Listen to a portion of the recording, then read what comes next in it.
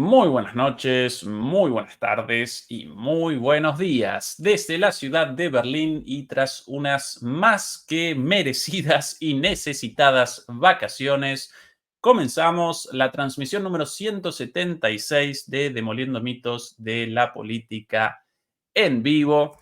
Qué alegría poder reaparecer aquí, qué satisfacción, qué emoción poder recomenzar las transmisiones después de esta pequeña pausa vacacional. Esta, por cierto, representa nuestra pasión, nuestra vocación, nuestro sentido en el mundo, presentar la geopolítica y la geoeconomía desde una perspectiva crítica para todos ustedes, así que realmente una alegría enorme poder aquí acompañarlos una vez más.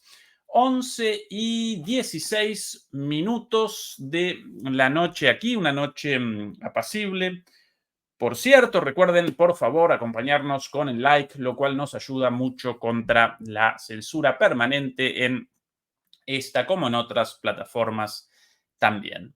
En esta transmisión vamos a establecer el foco en el embolsamiento de soldados ucranianos en el frente de Pokrovsk, aunque en honor a la verdad no solamente vamos a presentar eso, sino que vamos a recorrer el frente de batalla, vamos a recorrer los distintos frentes de la guerra en Ucrania y vamos además a realizar un análisis de las principales noticias de estos últimos 2 o 3 días en términos geopolíticos y geoeconómicos, comenzando, por cierto, por la muy esperada visita del presidente ucraniano de mandato caduco, Volodymyr Zelensky, el próximo jueves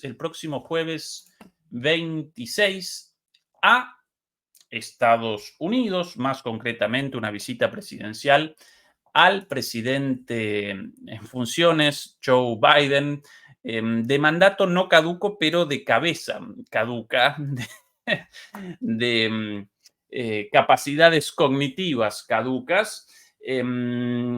Naturalmente, en este contexto, en la reunión entre ambos mandatarios, el presidente Volodymyr Zelensky y el presidente Joe Biden, también participará la vicepresidenta de Estados Unidos y candidata demócrata Kamala Harris.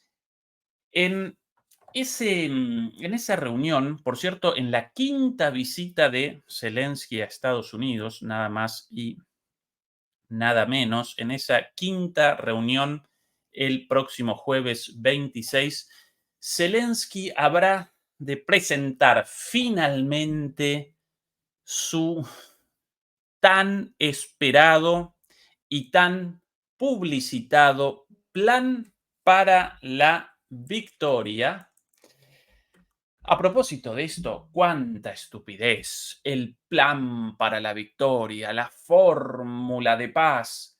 Si efectivamente Zelensky pudiese materializar un plan para la victoria, ya lo habría materializado 2 años atrás. De la misma manera, si pudiera efectivamente presentar una fórmula, ya hasta la palabra fórmula de alguna manera connota la idea de una resolución casi mágica, ¿sí? Fórmula de paz, en realidad en la fórmula de paz no presentaba más que los objetivos de máxima, recapitulaba sencillamente los objetivos de máxima para colmo de Ucrania. Bueno, el próximo jueves va a presentar ahora su fórmula de paz, lo cual lógicamente carece por completo de sentido, no va a determinar absolutamente nada, pero tanto como la fórmula de paz y otras tantas eh, operaciones mediáticas para la gente ingenua, alguna con malicia, otra sencillamente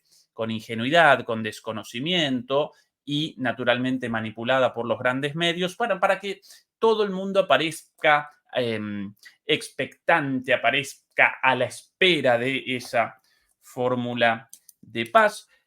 Perdón, a la espera, en este caso ya no de la fórmula de paz, ya caduca y rechazada por completo en la última cumbre para la paz, a propósito de operaciones mediáticas. La cumbre para la paz en Suiza, un desastre, la recordarán también. Allí fue rechazada la fórmula para la paz también. Bueno, ahora todo el mundo expectante del plan para la victoria. Qué título rimbombante, ¿no? Bueno, en este plan para la victoria, todavía, por lo menos Zelensky hasta el momento respecto a este plan no realizó declaraciones de manera directa, no realizó adelantos. Él acostumbra a realizar declaraciones sobre todo, adelantos, anticipos. Bueno, en este caso no, aunque ya comenzó a recorrer los ámbitos geopolíticos y geoeconómicos, un supuesto plan con las principales tesis, los principales requerimientos de Zelensky en este supuesto plan de paz. Y así lo presentó nada más y nada menos que el New York Times hace algunas horas, perdón, no el New York Times, Bloomberg hace algunas horas en esta columna, por cierto, del original en inglés. Como siempre, presentamos una mirada de la versión original en inglés como demostración de que aquí solamente realizamos análisis sobre fuentes fidedignas, no sobre versiones, sino sobre fuentes fidedignas o por lo menos reconocidas como tales, aunque cometan un error y una falta tras otra, en especial los medios occidentales. Pero bueno, lo concreto de esto, Bloomberg hace algunas horas presentó los lineamientos de este plan de paz tan promocionado, pero tan celosamente guardado por Zelensky. Básicamente en este plan, aquí el título de la columna, Zelensky presionará a Estados Unidos para que lo invite a la OTAN y le garantice armas. Zelensky busca conseguir apoyos de cara a las elecciones estadounidenses. El plan incluye acuerdos sobre armas avanzadas, economía y seguridad. Bueno, en concreto, en este plan, Zelensky va a solicitar tres cosas. Por un lado, va a solicitar el ingreso a la OTAN, o por lo menos va a solicitar una invitación directa de la OTAN. En segundo lugar, Zelensky va a solicitar una invitación a la Unión Europea, nada más y nada menos. Y en tercer lugar, perdón, y cómo no, en tercer lugar, una vez más, va a solicitar más armas, ¿sí? Recapitulo los tres requerimientos. Solicitará una invitación a la OTAN, solicitará una invitación a la Unión Europea y solicitará más armas. Así, por lo menos, la versión ahora en curso en los ámbitos de poder en los Estados Unidos por sobre todas las cosas. Volodymyr Zelensky presionará al presidente estadounidense Joe Biden para que proporcione una invitación oficial para unirse a la OTAN y se comprometa a un suministro sostenido de armas avanzadas como parte del plan de victoria o plan para la victoria del presidente ucraniano para poner fin a la guerra con Rusia. Se espera que Zelensky presente el plan que también solicita un camino claro hacia la membresía en la Unión Europea, bueno, lo dicho, así como otros acuerdos económicos y de seguridad a Biden cuando se reúnan en Washington el 26 de septiembre, según personas familiarizadas con el asunto que pidieron no ser identificadas, ya que la información es privada.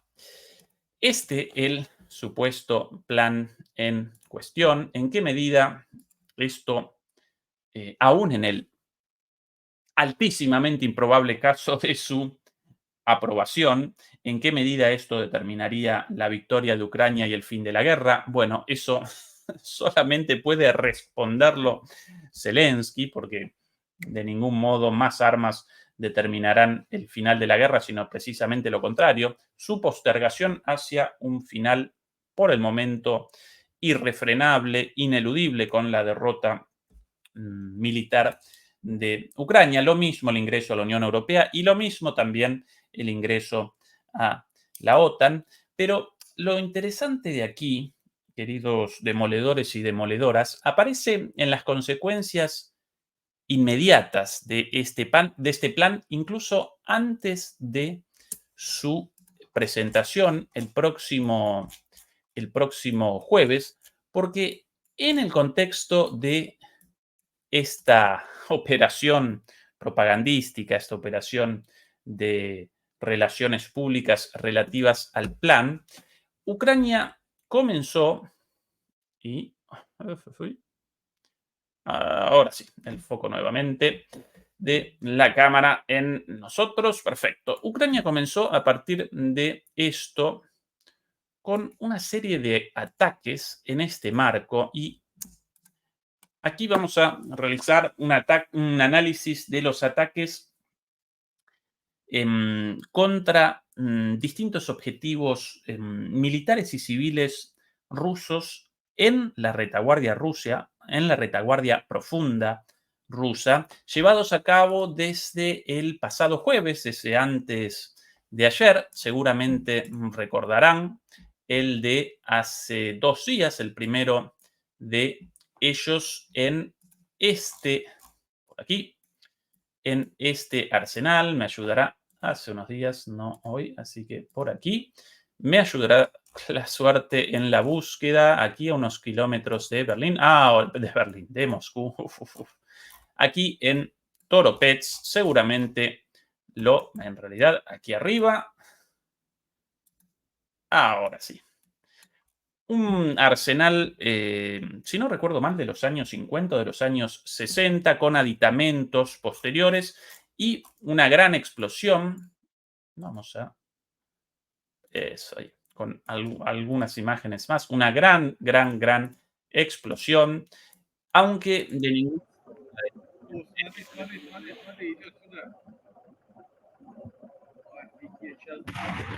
Dios, casi con la imagen de una bomba nuclear. De hecho, inicialmente comenzaron especulaciones relativas a un ataque nuclear. Bueno, de ningún modo esto puede representar un ataque nuclear por el color del hongo, por el color de el humo, pero aún así un ataque muy fuerte, bueno, muy espectacular, muy sensacionalista de alguna manera y con evidente éxito en cuanto a la explosión de una parte de ese arsenal, porque ese arsenal en concreto presenta depósitos para armas, arsenales construidos en los años 50 y en los años 60, capaces, subterráneos, arsenales subterráneos, capaces de responder, capaces de presentar refugio para armas, incluso ante la eventualidad de un ataque nuclear. Pero claro, esa una parte del arsenal con la mayor cantidad de armamento, mientras que otra parte del arsenal aparece desprotegida y, por cierto, muchos analistas remachaban el hecho de que todos los días los operarios de este arsenal realizan el traslado de los armamentos enviados todos los días a través de líneas férreas, a través del tren, hacia unos hangares intermedios, superficiales, sin la protección naturalmente de estos hangares subterráneos, generan básicamente apilamiento de alguna manera, ¿sí? Generan la retención de las armas antes de despacharlas en tren y esas armas ahí equivalentes a 1, 2 o 3 días de municiones para las Fuerzas Armadas rusas. Bueno, esas armas sí fueron alcanzadas, esas armas explosionaron, esas armas generaron esta explosión espectacular.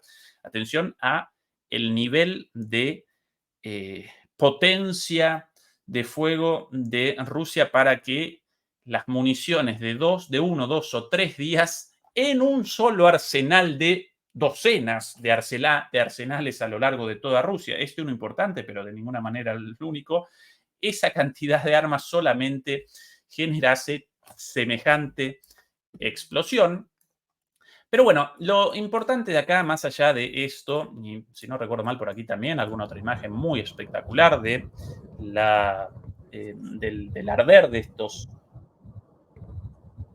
depósitos transitorios de armas o arsenales intermedios de armas entre los arsenales definitivos subterráneos y la estación de tren, los puntos de envío de carga a los ferrocarriles. Bueno, lo importante de esto aparece en el hecho de que en el marco de este esperado, tan promocionado plan para la victoria, Ucrania comenzó con ataques en profundidad aún antes de una respuesta pública, abierta, de Estados Unidos respecto al pedido del presidente Zelensky ya desde hace varios días de autorización para ataques en profundidad. Este ataque representó el primero, pero no el único. En el día de hoy, por cierto, una vez más, Ucrania realizó un segundo ataque, esta vez no en la localidad de Toropetsk, sino en una localidad ubicada un poquito más al sur, llamada Oktyabrsky, mil disculpas por el nombre en el alfabeto cirílico, pero en español es a la transliteración. Oktyabrsky, en esta zona, ¿sí? Aquí las imágenes de los análisis em, de temperatura, ¿sí? De variaciones de temperatura en la zona sur, en segundo, no en segundo lugar porque es un ataque de hoy y en el día de ayer también fueron perpetrados ataques, así que un ataque aquí arriba, otro aquí, más al sur, varios ataques también, atención, en la zona de Briansk, por aquí, en esta zona, 17 drones derribados en esta zona por aquí, ¿sí? Retrocedo un poquito en el mapa, si bien nunca fácil esto, de presentar una imagen general de Rusia por el tamaño del mapa.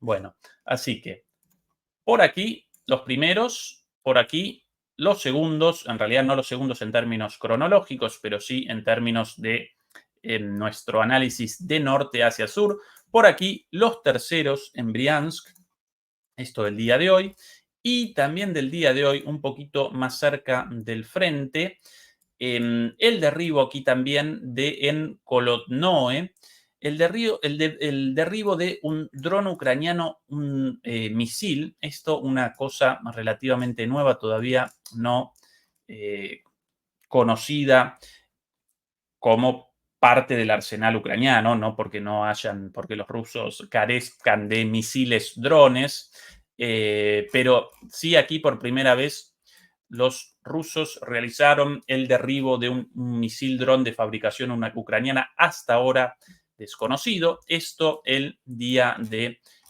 hoy también, ¿sí? Así que segundo o tercer, más bien, ataque en profundidad. Y no solo eso, sino que más al sur, aquí también, otra vez retrocedo un poquito en la escala para presentar una vez más la amplitud de los ataques por aquí, por aquí, por aquí, por aquí. Y ahora vamos a presentar otros por aquí y por aquí.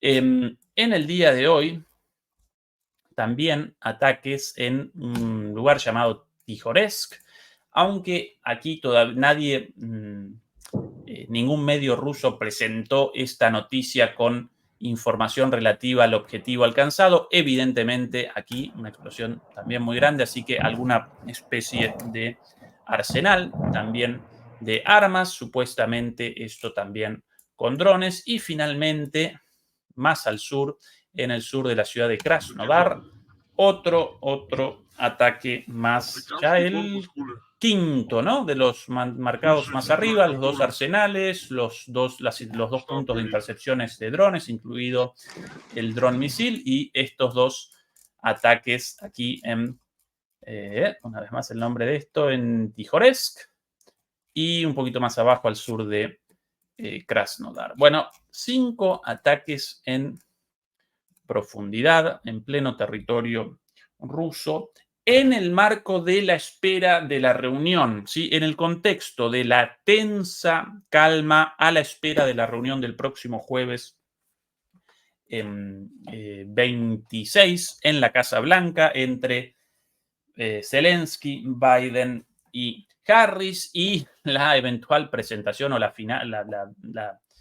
presentación final de la presentación finalmente del plan para la victoria. Bueno, en ese marco estos ataques, y evidentemente estos ataques aparecen en ese contexto como un anticipo. De alguna manera, Ucrania acometió estos ataques a modo de anticipo para realizar una especie de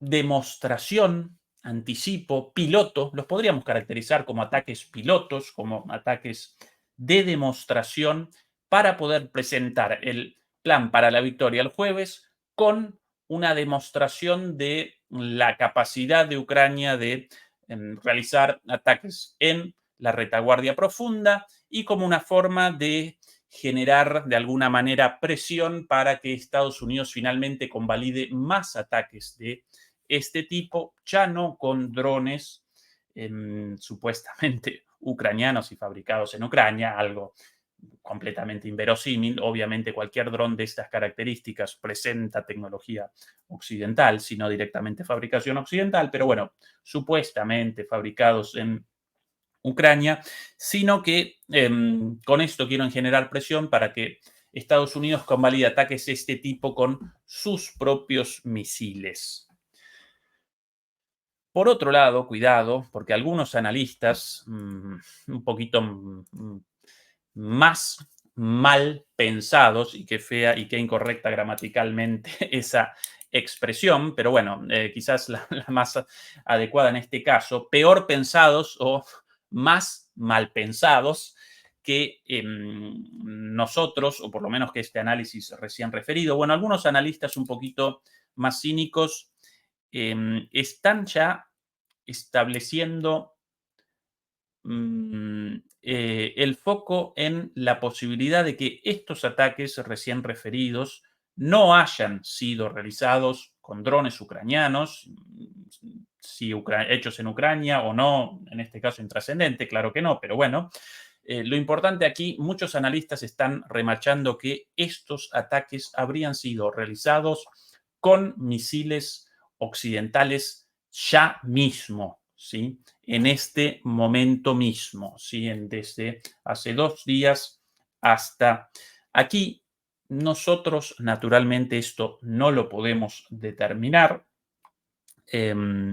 Lógicamente, los medios rusos están presentando esta información a cuentagotas, lógicamente, como la información relativa a cualquier objetivo militar o estratégico alcanzado en el propio territorio, lo mismo si Ucrania o Rusia. Esto parte de la guerra, la disputa por la información, pero lo importante aquí, el carácter el carácter anticipatorio de estos ataques a la espera de la aprobación o la desaprobación estadounidense de ataques en profundidad con armas estadounidenses de forma pública, ¿sí? De forma abierta.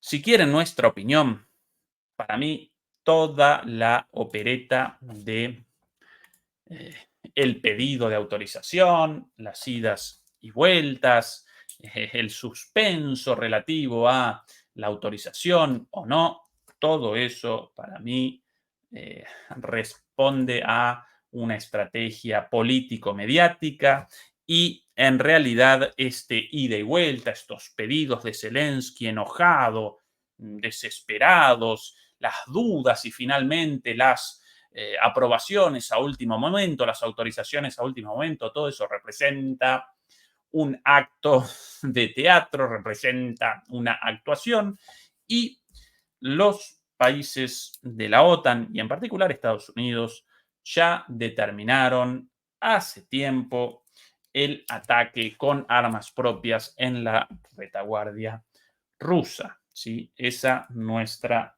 visión.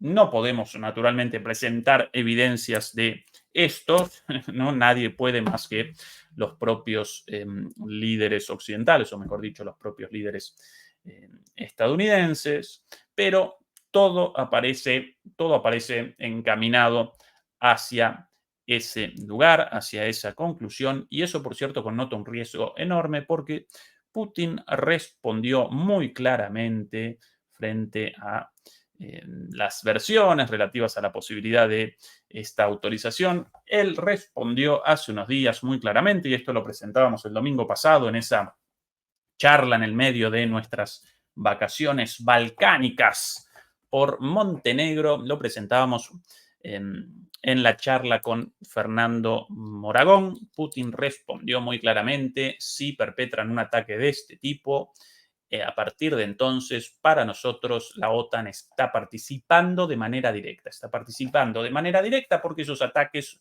no solamente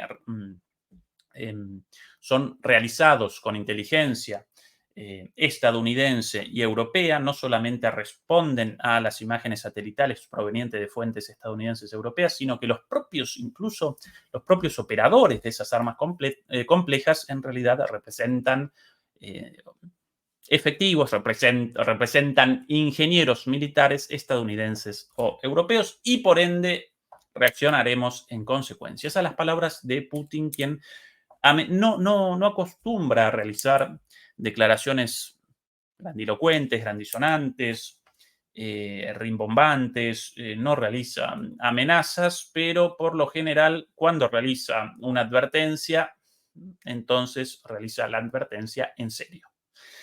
Así que el riesgo, y por cierto, a propósito de esto, hace también unas horas, hace muy poquito también, presentaba otro medio de dudoso, de dudosa, de indudable rusofobia, ¿sí? De indudable rusofobia, de ninguna manera sospechoso de simpatías por Rusia. Aquí el medio, el Times británico, por cierto, uno de los medios más furibundamente guerreristas de Reino Unido, The Times, presentaba hace muy poquitas horas esta columna.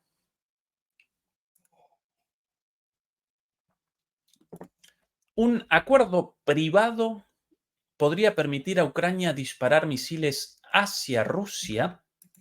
Y atención a la bajada de esta columna y a la explicación. Los diplomáticos occidentales están considerando una dispensa. ¿Qué palabra en inglés he utilizado aquí? Dispensation. Sí, bueno, una dispensa, una traducción muy literal tal vez. ¿Cómo lo podríamos llamar? Un truco, quizás la mejor traducción. Los diplomáticos occidentales están considerando un truco para el uso de misiles Storm Shadow dentro de las fronteras de Rusia para atacar depósitos de municiones y búnkeres. Atención a la idea, a la tesis de esta columna. El Reino Unido y los Estados Unidos podrían otorgarle a Ucrania una autorización privada para disparar misiles Storm Shadow de largo alcance hacia Rusia sin hacerlo público hasta que se dispare el primero. ¿Sí? Esa es la idea básicamente de esta columna. Un truco, una trampa de alguna manera, una trampa para convalidar los ataques de manera secreta, ¿sí? De manera clandestina, y que recién tras realizar el primer ataque o recién tras la aparición de noticias confirmadas relativas al primer ataque, que entonces recién ahí sí aparezca públicamente, que entonces sí presenten públicamente la autorización después de que ya hayan comenzado los ataques, ¿sí? Una autorización clandestina de los ataques sin una confirmación pública. Los diplomáticos occidentales están listos para firmar la decisión, pero podrían abstenerse de hacer un anuncio oficial en la ONU la próxima semana. El Times entiende que existe cautela a la hora de publicar la medida con antelación para alertar a Rusia. Por lo tanto, se podría llegar a un acuerdo privado para permitir a Ucrania disparar misiles de crucero de fabricación británica y francesa, los Storm Shadows o los Scalp, básicamente el mismo misil fabricado en Francia, hacia Rusia con disparar misiles de crucero de fabricación británica y francesa hacia Rusia con el elemento sorpresa, dijeron fuentes diplomáticas. Y aquí un interesante mapa de los posibles blancos atacables con los HIMARS tradicionales, con los Storm Shadow y con los ATACMS. El ATACMS también un misil disparable desde la propia plataforma HIMARS, pero con algunas características especiales a partir de las cuales presenta un ataque presenta un rango de alrededor de 300 kilómetros más o menos, un poquito menos del doble de las 186 millas. Y qué curioso que dentro de este rango ahí aparecen el arsenal atacado el pasado jueves, el de Toropets, perdón, no podía recordar el nombre, el arsenal de Toropets, más o menos por acá, ese otro arsenal ubicado un poquito más al sur. También, bueno, naturalmente los drones interceptados también aparecen dentro de ese rango. Y otra vez, aquí más al sur, los ataques en Krasnodar, también exitosos, por lo menos con objetivos alcanzados, y en Briansk, aquí en la zona sur. Así que todos ellos aparecen dentro del alcance eventual de los misiles ATACMS, incluso algunos de los Storm Shadow, en el marco de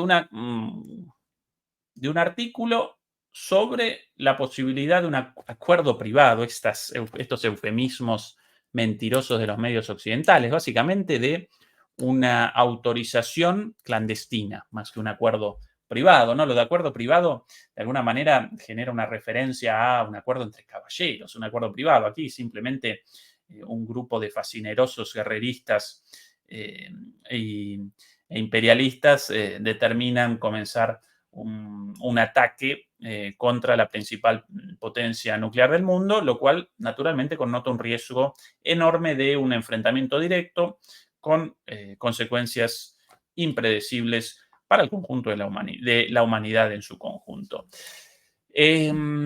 Para el conjunto de la humanidad en su totalidad. Perdón por la redundancia. Bueno, esa es la situación relativa a la visita de la semana próxima, del jueves próximo, la quinta visita de Zelensky. Esa es la situación relativa al pedido de ataques con misiles occidentales en la retaguardia, en la retaguardia profunda rusa. Y esa es la situación en cuanto a los ataques ya perpetrados y en curso, ¿sí? Así que cuidado, porque puede que ya haya comenzado un paso más en la escalada, y esta vez un paso cualitativamente muy superior a los anteriores, porque determinaría el ataque directo de Occidente, de la OTAN, contra Rusia en profundidad con armas occidentales, y esto generaría una reacción inmediata, ¿sí? Esto generaría una reacción inmediata. Y a propósito de esto, cada vez vamos presentando más evidencias recogidas de distintos lugares relativas a esto, ¿no? A la escenificación, el teatro, ¿sí? Relativo a las idas y vueltas por la autorización, pero en el medio ya los ataques. Atención a esta otra información publicada por Político también hace nada, hace unas horas. Una vez más, ahí presentábamos en inglés la fuente original y ahora presentamos la traducción al español. Estados Unidos, exclusivo. Estados Unidos podría enviar misiles de mediano alcance para los F-16 de Ucrania. Estos los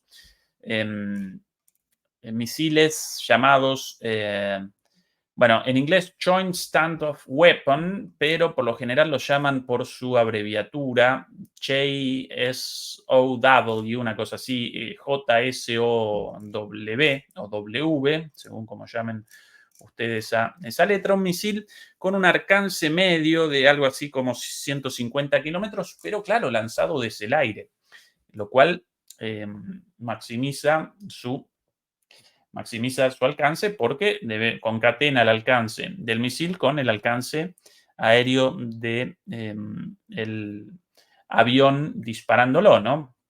Por eso maximiza su alcance, aunque debemos recordar, sí, que Rusia presenta defensas antiaéreas muy densas, pero en un país muy grande. Por eso también la concreción de estos ataques, y por ahí alguien ¿no? Refunfuña, pero ¿cómo? Si las defensas antiaéreas rusas tan buenas, ¿cómo no pudieron realizar la intercepción de estos ataques? Bueno, realizaron la intercepción en un caso de 17 drones, en el otro de uno nuevo también, pero claro, alguno en un territorio tan vasto, un continente, alguno siempre filtrado, y si bien naturalmente la intercepción de un avión F-16 o de cualquier avión presenta o aparece más plausible en las cercanías del frente o en territorio ruso, inclusive aparece como más sencilla que la intercepción de drones muy chiquititos a una velocidad muy baja, una altura muy baja. Recuerden que los sistemas de radares antiaéreos por lo general aparecen diseñados para la intercepción de aviones o de misiles, no de drones, por lo menos no hasta ahora. Bueno, sí, efectivamente, cualquier F-16 realizando un disparo con un arma, con un misil de estas características, bueno, sí, presenta pocas probabilidades de generar una penetración en territorio ruso sin su intercepción. Sí, pocas sí, pero no inexistentes por completo. Y más allá de esto, más allá de si podrían o no realizar un disparo desde cerca o desde el aire ruso y por eso maximizar el alcance propio de los misiles y realizar entonces un ataque en profundidad ruso bastante más allá de los 150 kilómetros de alcance de estos misiles de alcance medio. Lo importante aquí aparece una vez más en la decisión, o supuestamente, según Político, en las discusiones, las deliberaciones para la entrega de un nuevo paquete de armas, incluyendo misiles para el ataque en territorio ruso. ¿Sí? Una nueva demostración de la voluntad de Estados Unidos de que la guerra ya comience en un escenario distinto, el escenario de ataques directos contra Rusia en territorio ruso con armas occidentales. ¿Sí? De ahí a una guerra totalmente directa, el paso necesario así de chiquito. Y de ahí a la utilización de armas nucleares tácticas, el paso también así de chiquito. Y en ese caso comenzamos, en un escenario de esas características, comenzamos con una situación verdaderamente desconocida. Y ya aparecemos, en gran medida ya aparecemos en una situación desconocida porque a diferencia de lo que, bueno, de lo que presentan muchos analistas sin la más mínima idea de las relaciones internacionales, de la historia del siglo XX, sí, a menudo remachan que en la Guerra Fría presenciábamos una situación similar y que la disuasión nuclear en ese momento determinaba que no comenzara una guerra directa y que en este momento actual la misma situación, la disuasión nuclear, determina y determinará que no comience una guerra directa y que no comience una guerra nuclear. Error, error, error, error, error conceptual, error por burros, por falta de lecturas, de conocimientos, porque la disuasión nuclear básicamente determinaba que a partir de la existencia de armas nucleares a ambos lados aquel entonces Estados Unidos y la Unión Soviética, y por ende la posibilidad de autodestrucción, la posibilidad de destrucción mutua, de eliminación de ambas partes, a partir de eso, las guerras solo materializaban entre aliados de ambas partes a través de guerras proxy, ¿sí? Guerras proxy entre aliados de ambas partes. Esa es la situación en aquel entonces, ¿sí? No algo así como, nosotros no realizamos, Estados Unidos no realiza un ataque nuclear contra Rusia porque Rusia podría responder con un ataque nuclear y entonces todos muertos. No, no, esa nunca la disuasión nuclear. La disuasión nuclear determinaba que terceros países no pudieran comenzar guerras directas contra ninguno de los grandes poderes, Estados Unidos o la Unión Soviética, porque eso solo, ¿sí? Una guerra directa contra la Unión Soviética o contra Estados Unidos, eso iba a generar ya directamente un enfrentamiento nuclear y la destrucción de ambos. Bueno, nosotros ya parecemos mucho más allá de ese escenario, porque acá no estamos presenciando un enfrentamiento entre terceros países ligados a ambos polos, a Estados Unidos y a Rusia, sino que aquí presenciamos un enfrentamiento de un tercer país contra una de las grandes potencias nucleares, directo. ¿Sí? Ya comenzó el enfrentamiento directo afectando a una de las grandes potencias nucleares. Y entonces ya la disuasión nuclear de la Segunda Guerra Mundial, de solamente guerras entre terceros y nunca guerras directas contra las potencias, a menos que esas potencias así lo quisieran y determinaran intervenciones en algún lugar del mundo, pero nunca un ataque directo contra estos países, porque eso generaría un enfrentamiento directo entre las potencias. Bueno, nosotros en la situación actual ya parecemos mucho más adelante, porque ya comenzó un enfrentamiento directo con una de las potencias nucleares, por cierto, con Rusia, con ataques directos contra Rusia y no solo eso, no solo eso, ya con ataques directos a partir de los cuales la doctrina militar nuclear rusa ya convalida una respuesta nuclear. ¿Sí? Porque al principio presenciábamos, recuerden, al principio comenzó un enfrentamiento directo entre una potencia nuclear y un tercer país apoyado por Estados Unidos, ¿sí?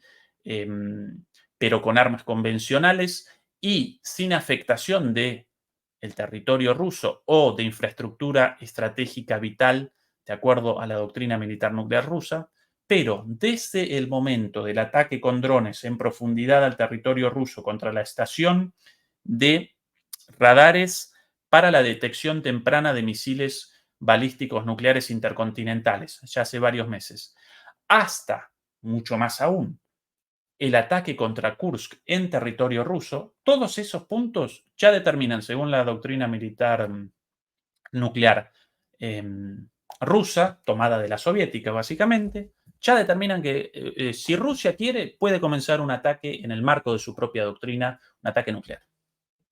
Así que los tontos por ahí machacando con, no, difícilmente comience una guerra nuclear, porque esto ya lo presenciamos en la Guerra Fría, y la disuasión nuclear en ese entonces determinó que a pesar de las amenazas no comenzara una guerra nuclear. Y eso mismo estamos presenciando ahora. No, no, no, no, no, no.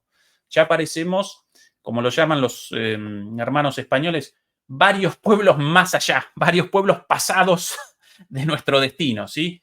Muy por delante de esa situación en este preciso momento. Y si comienzan, o si ya comenzaron en efecto estos ataques con armas rusas, perdón, con armas occidentales en la retaguardia rusa y Rusia responde y comienza un enfrentamiento directo, de ahí a las armas nucleares tácticas, esto, y ahí sí, señoras y señores, demoledores y demoledoras, moneda al aire.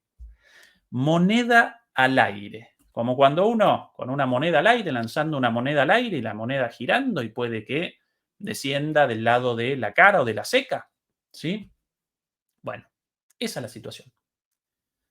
Esa es la situación porque nadie hasta ahora comenzó un ataque con armas nucleares tácticas, con una capacidad muy superior, solo las tácticas, solo las tácticas muy superior a la de las bombas utilizadas en Hiroshima y Nagasaki, según las fuentes, entre 13 y 18 kilotones. Bueno, las tácticas ya presentan una capacidad muy superior a eso, y eso las tácticas, ¿sí? Y si comienza un ataque así, ¿cómo responde el otro? Y a partir de ahí, ¿qué escalada? ¿Qué sí? ¿Qué no? Una situación impredecible, aunque sí podemos realizar una predicción, sí podemos vaticinar una cosa.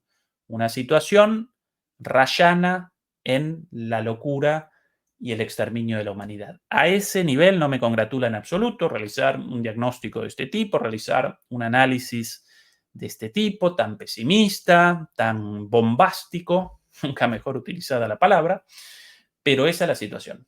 Esa es la situación, esa es una posibilidad. eh, Todavía improbable, pero cada vez, lamentablemente, cada vez menos improbable. Así que esa es la situación en términos geopolíticos. Mamita, qué vuelta de las vacaciones, ¿no? Y cómo aparecemos en el mundo. Peor, cada vez peor en manos de estos descerebrados de la OTAN, de Estados Unidos, de Europa, bueno, naturalmente el impresentable de Zelensky, naturalmente también con su responsabilidad en todo esto, pero esa es la situación. Y terminado este punto, podemos ahora sí comenzar con las novedades en el frente. Por cierto, ya lo remachamos en numerosas oportunidades, pero ninguna de esos ataques en profundidad contra Rusia determinarían de ninguna manera un cambio en el desarrollo de la guerra en Ucrania como tal, en el desarrollo del conflicto militar, de la situación militar en esta guerra, una guerra de desgaste caracterizada por la administración de los recursos y la capacidad de resistencia, en la cual ninguno de estos ataques en profundidad podría generar un cambio real. Pero claro, una vez más, acá la guerra en Ucrania parece como algo secundario. Acá la guerra en Ucrania representa la excusa. Ucrania, por eso yo siempre lo llamo la guerra en Ucrania y no la guerra de Ucrania. Porque acá Ucrania parece como el campo de batalla, nada más, entre los avances imperialistas occidentales y la respuesta rusa y China, iraní e incluso la respuesta de los BRICS, porque cada vez más presenciamos la formación de un bloque detrás de Rusia frente a, bueno, la locura de la OTAN. Entonces, lo de Ucrania es una cosa secundaria.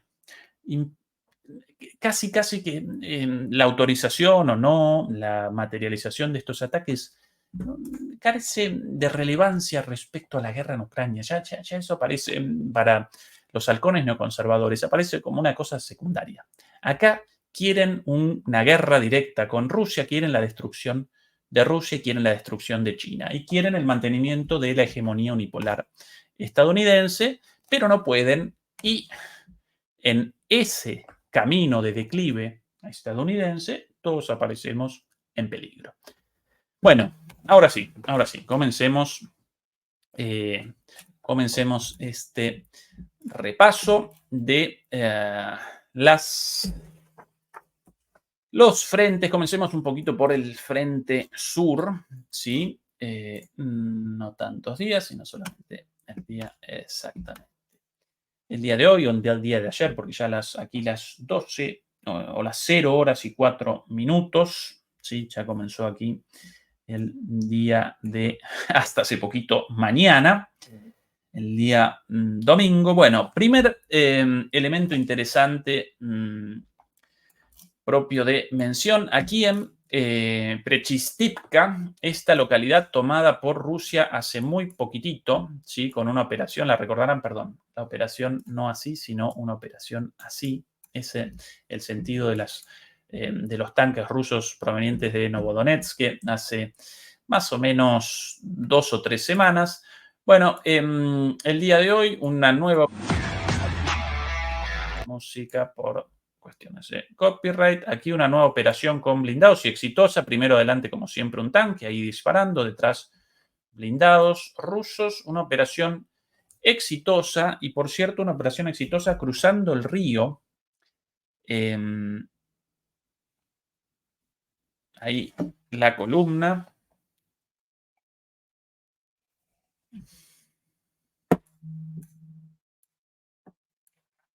Más rápido.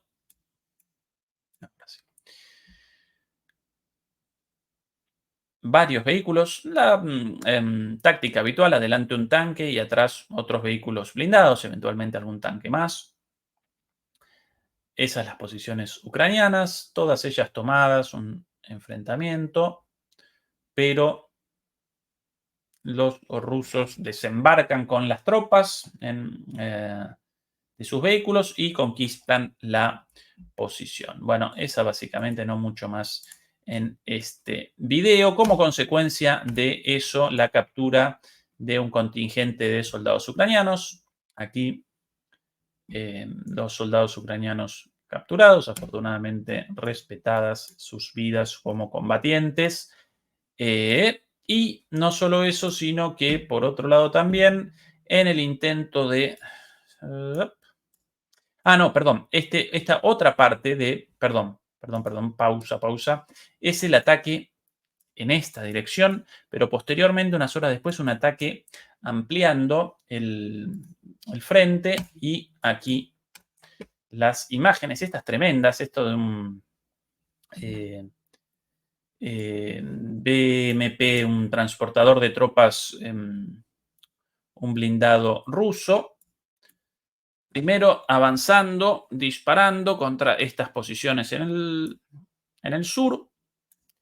Y después va a comenzar, van a ascender los soldados y ahí va a comenzar un combate cuerpo a cuerpo contra soldados ucranianos ubicados en esas trincheras, por ahí disparando. Bueno, así todo a esta velocidad acá, la velocidad a el triple de lo normal, todo de alguna manera un poco chaplinesco por lo rápido, pero las balas las balas ahí a la vista de verdad y las granadas de verdad. Bueno, nosotros de todos modos nunca presentamos imágenes truculentas de heridos, de muertos, ni mucho menos, lejos de nosotros ese objetivo.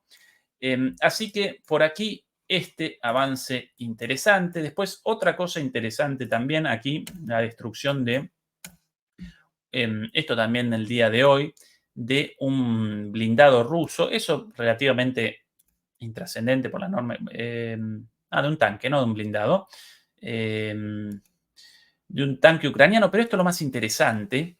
Después de eso, aquí la captura de soldados rusos de la tripulación de ese tanque, con lo cual los rumores en su momento, hace 3 semanas, cuando Rusia conquistaba Prechivka, recorría esta zona con los tanques. Lo habíamos presentado aquí hace 3 semanas más o menos el video, con lo cual proliferaban las versiones respecto a que Rusia ya había conquistado Solotaniva, pero ni entonces ni ahora aparecieron videos de eso, de ningún tipo, más allá de el paso de los tanques por esa región. Por eso aquí eso aparece como en disputa, como parte del frente abierto. Pero hoy, después de la destrucción del tanque, los rusos a pie, los soldados rusos realizaron la captura aquí, así que quizás sí, efectivamente, toda esta zona ya aparezca bajo control ruso. En el caso de que aún no aparezca, aparecerá de aquí a poco. Segundo elemento interesante aquí en Bodian, en esta ya famosa mina esta mina aquí si no recuerdo mal, de carbón, ya Rusia con la toma de 2/3 partes, hoy con este pedacito de acá y esto de aquí, este pedacito tomado hoy. Y el día de ayer, imágenes ayer o antes de ayer, no recuerdo bien, sí, espectaculares. Estas las imágenes de el día de ayer. Esta la zona ya tomada acá, bueno, ya aquí geolocalizada, ahí las vías del tren. Todas estas minas siempre comunicadas, lógicamente, para el transporte de los minerales por vías férreas, aquí las vías férreas a la derecha.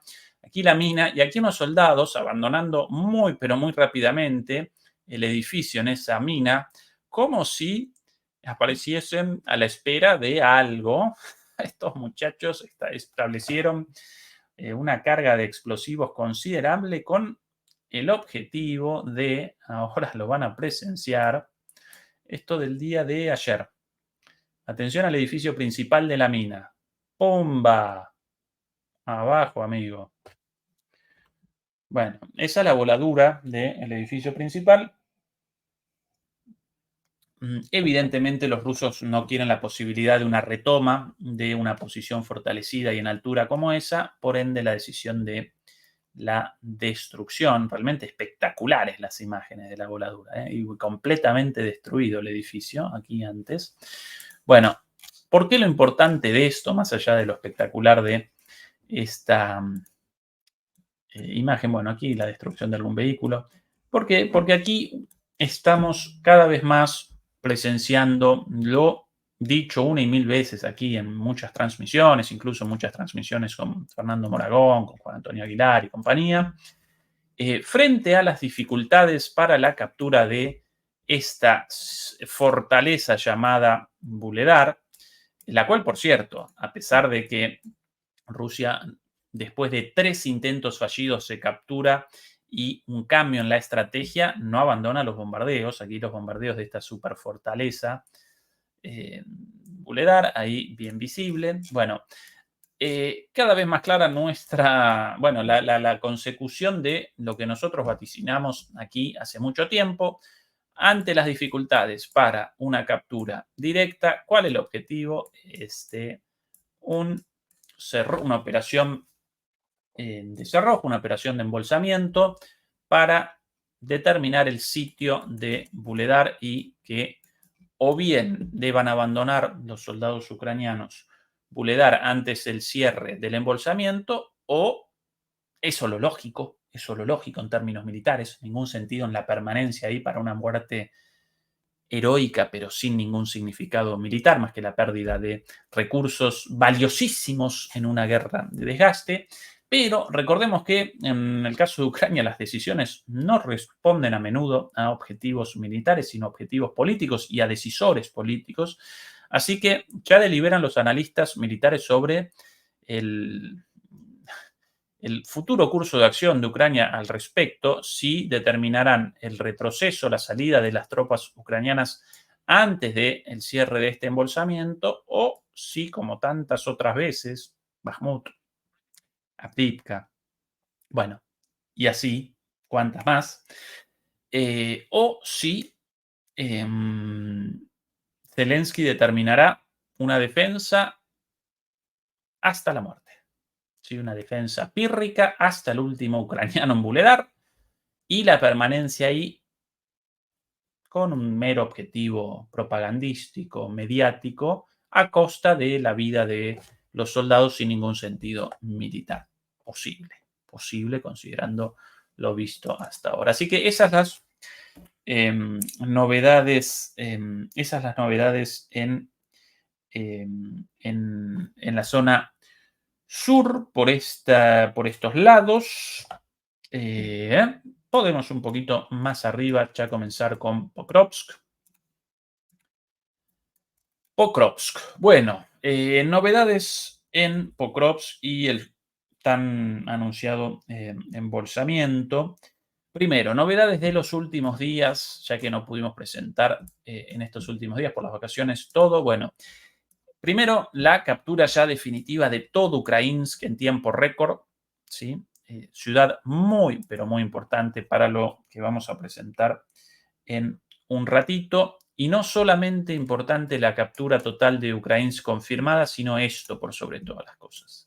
El avance hacia el sur y el ingreso a esta ciudad llamada Irnik, ¿sí? El ingreso por esta zona de aquí, por la zona, la zona norte, hacia el sur por la zona norte de Irnik. Esto muy, pero muy importante para lo que vamos a presentar a continuación. Y por otro lado, desde Ukrainsk también el avance hacia el norte para el ingreso em, por el sur hacia Selidove. Selidove, en algún momento los rusos, y no solamente los rusos, incluso mapeadores neutrales, presentaron la mitad de Selidove como tomada y después debieron rectificar. Nadie puede determinar a ciencia cierta si eso respondió a un contraataque ucraniano o a una exageración de los mapeadores inicialmente. Pero lo cierto de todo esto, la parte principal de la ciudad de Selidove aún aparece en control ucraniano, pero tras la captura de Ukrainsk en su conjunto comenzó un avance hacia el norte y hacia el noroeste, hacia una mina ubicada, si no recuerdo mal, aquí, efectivamente, sí, no me acordaba bien. Em, Esta mina de aquí, sí, hay quizás algunas imágenes un poquito mejores, como así también hacia el norte. Bueno, ¿cuál es el objetivo aquí? Bueno, una vez más, la táctica habitual de las pinzas. Por un lado, la disputa por el flanco norte y por el otro lado, generar por el sur un flanco adicional y, naturalmente, en el momento indicado, machacar también con un ataque frontal por Mijailivka, de manera de generar una tríada, ¿sí? Un ataque por el norte, por el sur y por el este hacia Selidove. Y en lo relativo a el frente sur, en la parte más abajo, más al sur, por cierto, perdón, el frente de Pokrovsk en el sur, la parte sur del frente de Pokrovsk, esa es la expresión correcta. Bueno, algunas novedades. Por un lado, avances aquí en esta zona, en Krasnohorivka, este poquitito aquí tomado. Y por otro, algo súper importante, la captura ayer de Hostre y, según mapeadores prorrusos, neutrales y proucranianos, la toma el día de hoy de esta colonia correccional, también conocida como cárcel o prisión, ¿sí? Colonia correccional número no recuerdo el número 82, pero bueno, la colonia correccional número 82 de Selidovka, es el nombre oficial, una cárcel, ¿sí? Aquí bien visible el perímetro de la cárcel. Bueno, la mitad de esta cárcel, por lo menos, ya tomada por las fuerzas rusas. Aquí las anomalías de fuegos en la región. Algo muy, pero muy importante, tan importante o más como el avance hacia Hirn, porque aquí están generando los rusos un súper embolsamiento, no el embolsamiento ya referido aquí en la zona de Nebelske con 3 brigadas, aunque algo raliadas, ¿sí? Tanto aquí el batallón del 70, la brigada motorizada 59 y la 111. No solo eso, ¿sí? En en este caldero o en este embolsamiento, desde aquí hasta aquí, si no recuerdo mal, alrededor de 10 kilómetros. Vamos a terminarlo ahora con certeza. No me ayudó esa herramienta, esta de aquí entonces. Menos de 10 kilómetros, 5 kilómetros ya de punta a punta de zonas confirmadas. El caldero chico, por llamarlo de alguna manera, el embolsamiento chico, pero con estos avances, tanto de Ukrainsk hacia el sur, aquí, perdón, tanto de Ukrainsk hacia el sur, hacia Hirnik, como aquí de Hostre hacia el oeste, está generando Rusia un super embolsamiento, un super caldero mucho mayor, con más de 3 brigadas aquí, por lo menos 5, si no 6 o 7, incluida la ciudad de Kurajivka. ¿Por qué? ¿Por qué? Pero ¿por qué? Si todavía aquí aparece mucho territorio. Sí, sí, mucho territorio, pero aquí la reserva de Kurajovo. La reserva acuífera, ¿no? Un espejo de agua, un gran reservorio de agua, esta gran reserva de agua, este gran lago, ¿sí? Este espejo de agua, el cual determina una frontera natural para cualquier forma de intento de escape hacia el sur. Con lo cual, y atención porque la barrera natural de esta represa de agua comienza acá, pero este riacho, o no tan riacho, este, este flujo de agua, bueno, recorre toda esta zona hasta aquí, Bobchemka, muy, pero muy cerquita de la prisión tomada. Con lo cual, si los rusos pueden concatenar la posición aquí, tomada en esta prisión, con esta zona de aquí, donde comienza, ¿sí? Donde comienza esta barrera natural con este río y posteriormente con esta represa, estarían generando aquí en el sur una barrera para cualquier intento de escape y la posibilidad de un caldero cerrado aquí, en esta zona, la posibilidad de un embolsamiento aquí enorme, enorme con una, dos, tres, cuatro, cinco, seis, por lo menos seis brigadas hasta Kurajivka.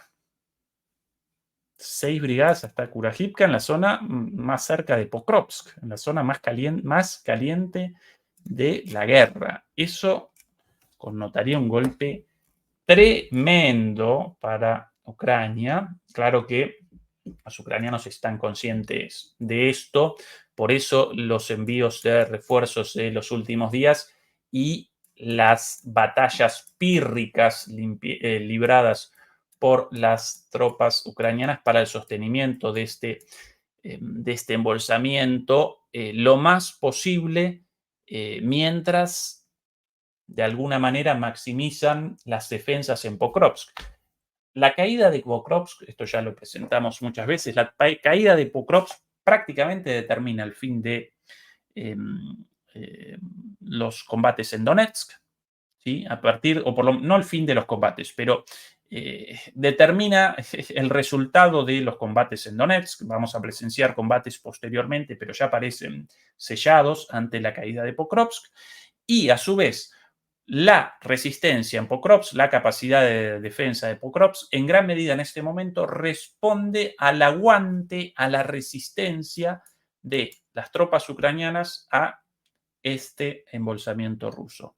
Por eso, a pesar del peligro, no abandonan esta zona y presentan una resistencia pírrica a la espera de maximizar tanto como pueden las defensas en Pokrovsk, a la espera de responder de la mejor manera posible en Pokrovsk, aunque, bueno, responder, de establecer líneas defensivas lo más sólidas posibles, ganando el mayor tiempo posible. Esa es la situación. Este escenario, el caldero, determina Pokrovsk y Pokrovsk determina Donetsk. Y Donetsk determina el escenario de guerra de por lo menos todo el este y el sur. ¿Sí? A partir de ahí comienza otra guerra. Una vez más, por si no lo presenté conceptualmente de forma clara. Esto de aquí, en este momento, determina esto de aquí, Pokrovsk. Y Pokrovsk,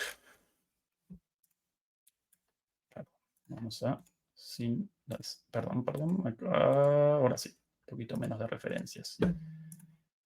Este embolsamiento aquí determina Pokrovsk y Pokrovsk determina el destino de todo Donetsk.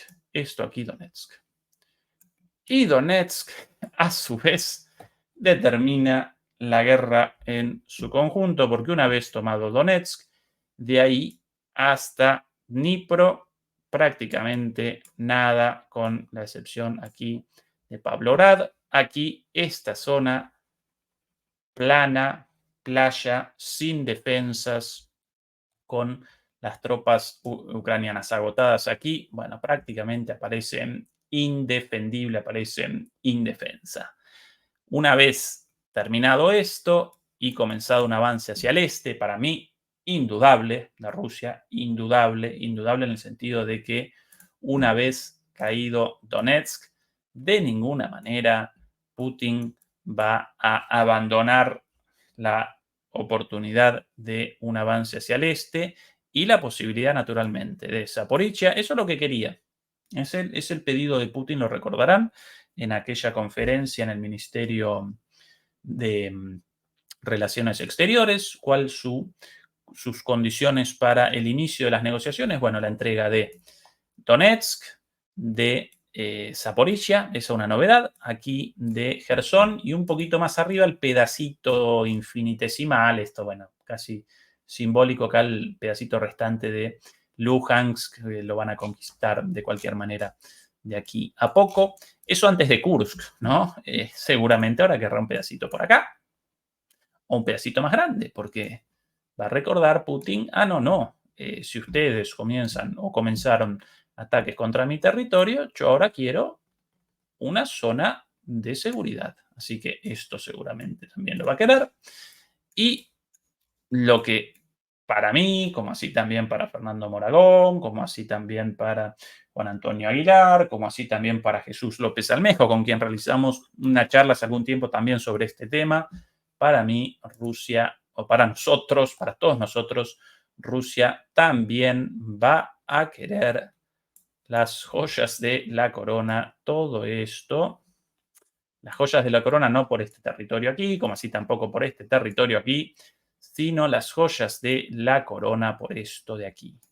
El puerto por aquí, sí, aquí. Y ayúdame, mapita. El puerto de Odessa. Sí, efectivamente. Ahí no presentaba el nombre del mapa, pero efectivamente debajo del cursor Odessa. Esto. El puerto de Odessa, clave para el acceso al Mar Negro del remanente posterior de Ucrania. Si quiere Ucrania controlada y por ende no solamente Ucrania, sino la OTAN, el futuro de ese estado tapón aquí quizás de una Ucrania neutral, pero lógicamente en términos políticos aliada a la OTAN, quizás completamente desmilitarizada, pero las promesas de Occidente, recuerden, carecen por completo de validez, representan lo mismo que el papel mojado. Si quiere el control de eso, necesario el control del acceso al Mar Negro de ese eventual estado ucraniano, por ende necesario de esa, además de las reivindicaciones históricas de los rusos sobre Odessa, con la fundación de Catalina la Grande, etcétera, etcétera, ¿no? Esa es la concatenación de eventos. A veces una batalla relativamente pequeña o relativamente local puede generar consecuencias para una batalla más grande. Esa batalla más grande de aquí a una batalla aún más grande, todo Donetsk, y de todo Donetsk a el resto de Ucrania, ¿sí? Bien, bien. ¿Qué más? ¿Qué más? ¿Qué más? ¿Qué más? Sobre novedades de estas últimas 24, 48 horas. Aquí un poquito una novedad en Toretsk, si no recuerdo mal por aquí. Si bien no muy grande en términos de territorio, sí muy importante tácticamente esta incisión, esta incursión en la mitad de Toretsk, tomando prácticamente toda la ciudadela. Ciudadela llaman a esta parte de la ciudad vieja. Muy, pero muy importante este avance cruzando las vías del tren antes no superadas. Muy importante porque esto prácticamente determina la ruptura de Toretsk en dos, ¿sí? Con un escenario hacia arriba y un escenario hacia abajo. También, bueno, algunos avances por aquí, pero lo más importante, esta saliente en en el avance sobre Toretsk, partiendo Toretsk en dos. Esto de ya confirmado el día de hoy. Un poquito más arriba también en el escenario, en el frente de Limán. Si me ayuda un poquito el mapa, alguna novedad interesante por aquí. Este avance bastante grande hacia la localidad de Nevske, y aquí todo esto también confirmado, esto confirmado de manera definitiva. El objetivo aquí, sin dudas, básicamente, bueno, en primer lugar, Nevske por arriba y por aquí hacia Torske y Zarichne. Estos avances los realizaron en los últimos días, después de mucho tiempo de estancamiento de las operaciones, de las batallas, y esto responde básicamente a la reasignación de recursos de todas estas zonas, tanto del sur como del norte, hacia Pokrovsk, con la importancia de Pokrovsk. ¿Sí? ¿Cuál entonces el objetivo de este embolsamiento aquí también, o de este avance por flancos con pinzas norte y sur? Bueno, primero generar la captura de todo esto, el aplanamiento del frente, y de ahí, próximo episodio de esa batalla, el avance sobre Limán. Limán, por cierto, en la tercera batalla por Limán. Recuerden que Rusia lo conquistó, después los ucranianos lo reconquistaron en la contraofensiva exitosa de finales de 2022. Bueno, este es el próximo paso de Rusia en esta zona.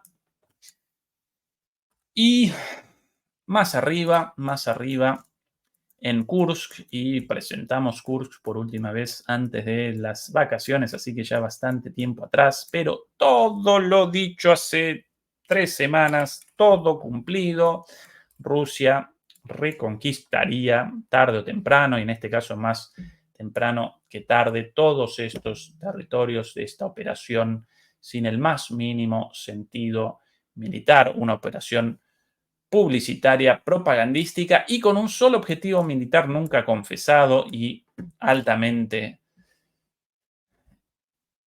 inalcanzable en su momento, la captura aquí de la central nuclear de Kursk. En ese caso sí habría podido generar, con la locura propia de la toma de una central nuclear en el marco de una guerra, con el riesgo de un accidente nuclear y un desastre.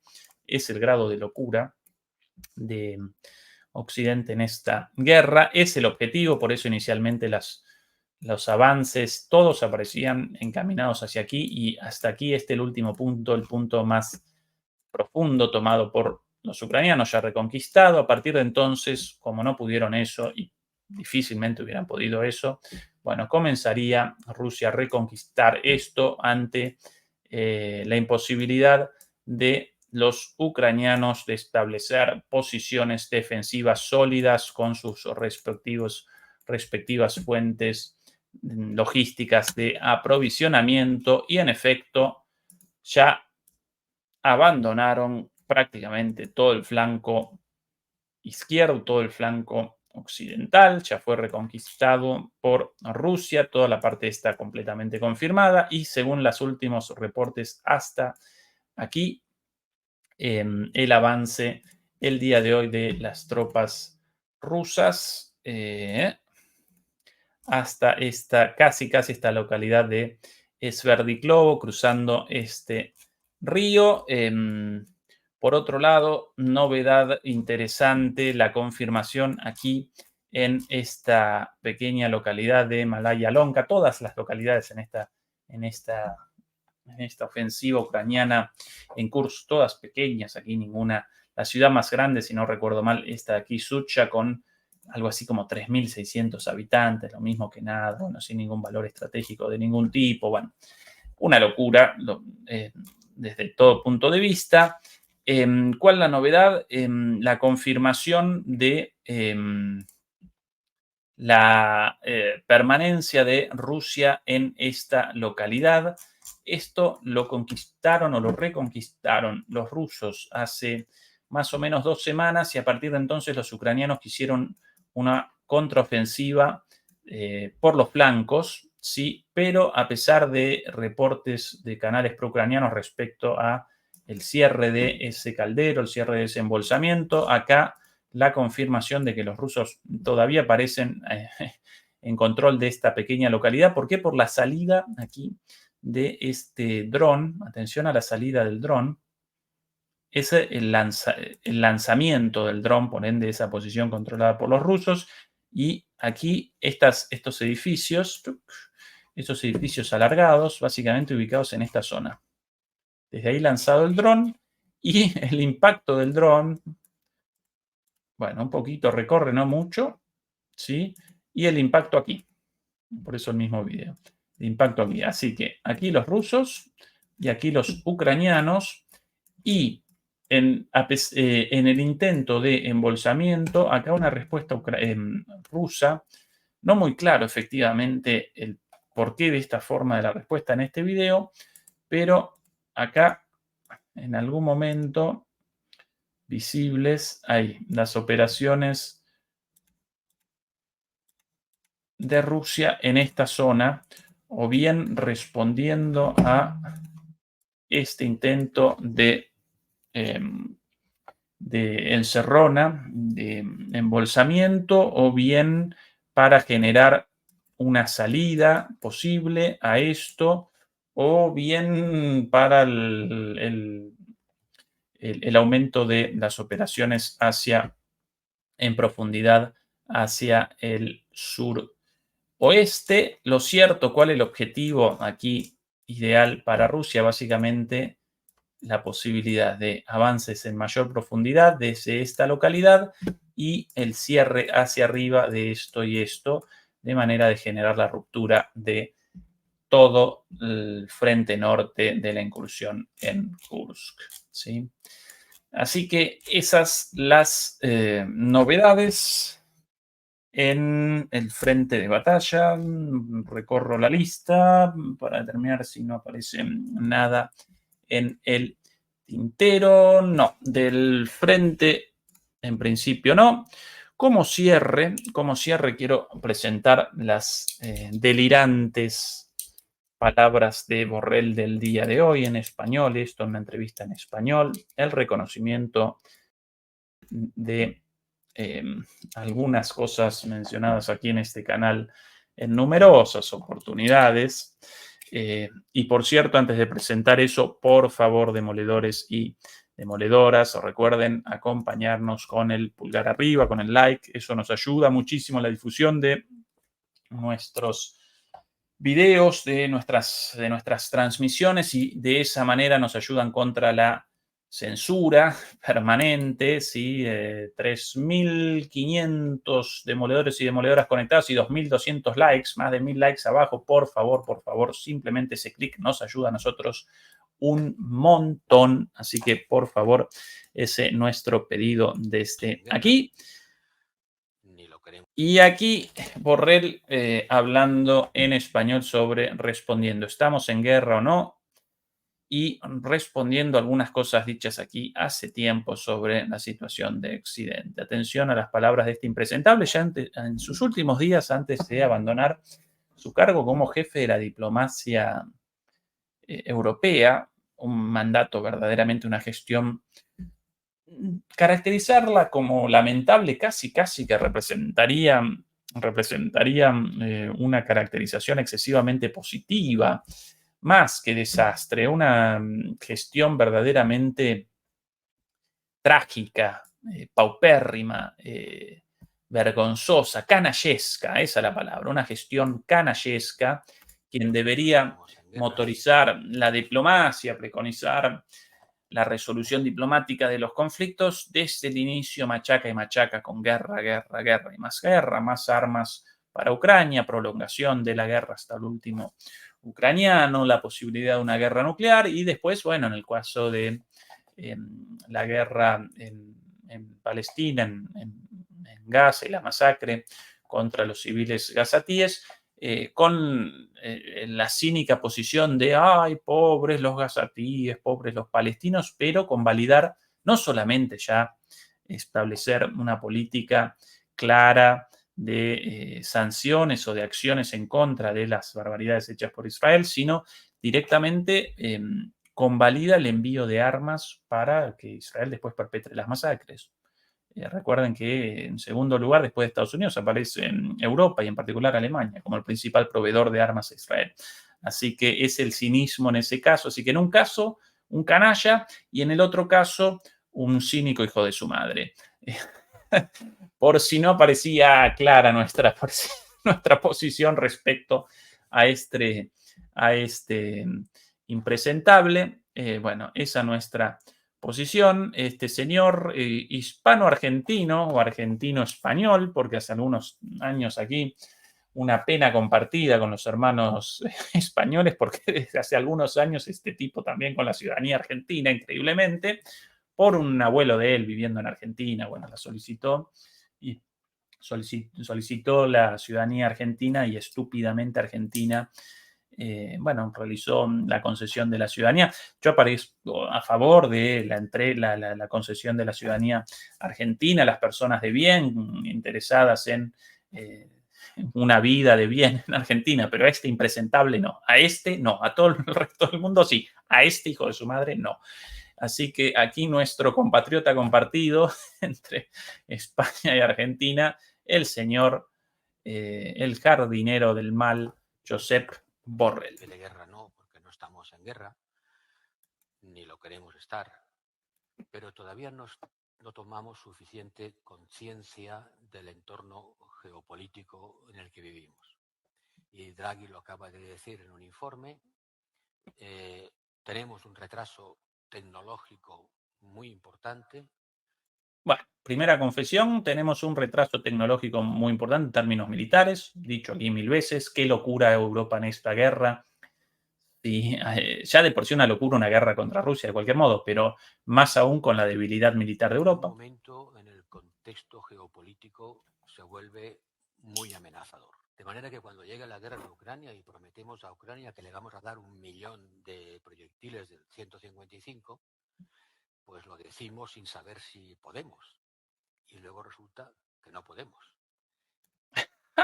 Bueno, esto aquí también dicho que habían realizado una promesa falsa, imposible, y por cierto, con un millón no habrían podido responder a los ataques de artillería rusa con, bueno, un arsenal de varios millones, solo 1 millón cedido por Corea del Norte, solo Corea del Norte. Después, la producción rusa ya de por sí 3 veces superior a la de todo Occidente en su conjunto, más el arsenal anterior de Rusia y de la época soviética, ¿sí? Según muchos, alrededor de entre 7 y 10 millones de proyectiles de 155 milímetros. En este caso querían 1 millón y no pudieron, si no recuerdo mal, menos de la mitad. Esto dicho aquí antes de esta confesión, acá la confesión del jardinero del mal.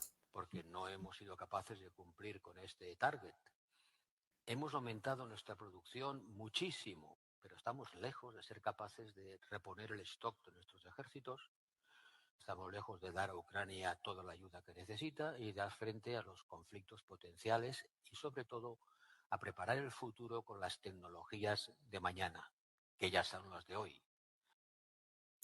Bueno, en concreto, todas las cosas, bueno, Fernando esto lo presenta acá desde hace 1000 años, ¿no? De la situación militar y económica de Europa muy, pero muy negativa. Ahora, ¿cuál es la conclusión lógica de esto? Si aparecen en una situación de indefensión militar y de inferioridad económica respecto a ya no solo Estados Unidos, sino por sobre todas las cosas respecto a China, el motor del desarrollo económico y tecnológico a escala global, sin dudas. ¿Cuál es la posición lógica? ¿Comenzar una guerra y machacar hasta el final o abandonar esa guerra, generar un acuerdo y comenzar o reactivar los acuerdos útiles para el restablecimiento de la competitividad de la economía europea a través de la energía barata rusa, restablecer los vínculos con China, ¿sí? Cada vez, recuerden que en el marco de las órdenes impuestas por los amos estadounidenses, en Europa aparece cada vez más enemistado, cada vez más hostil hacia China, con bueno, la cuestión de los autos eléctricos como una de las más importantes, pero no la única. En el marco del panorama planteado por el propio Borrell, ¿cuál es la lógica, cuál es la conclusión lógica? Paz y desarrollo económico. Bueno, ¿cuál es la conclusión decidida por los tomadores de decisión europeos y entre otros por el propio Borrell? No, en ese marco lamentable, tanto militar como económico, más guerra y más subordinación a Estados Unidos y por ende empobrecimiento de los europeos y las europeas de a pie e incluso de las empresas europeas naturalmente también. Así que así la situación reconocida, pero de alguna manera sin mucho sentido el reconocimiento de Borrell. Por ahí Marcos Aurelio Rangel Galván nos acompaña, nos ayuda con una donación. Muchas gracias, Marcos. X, lo que tienen es un retraso pero mental mezclado con un complejo de narcisismo. Sí, muy probablemente cierto, querido Marcos. Demoledores y demoledoras, un placer haber podido recomenzar las transmisiones en vivo el día de hoy después de un merecido y muy necesitado descanso, después de unas muy necesitadas vacaciones. Mañana, como todos los domingos, la charla con Fernando, pero vamos a comenzar un poquito más temprano, vamos a comenzar a las 10 por un compromiso por ahí de Fernando, así que atentos a eso, por favor, atentos al horario cuando presentemos el anuncio, porque comenzamos mañana a las 10 en lugar de las 11 de Europa, por ende una hora menos en todos los países de nuestra queridísima América Latina. Demoledores y demoledoras, un beso y un abrazo enorme y hasta el día de mañana. Chau, chau.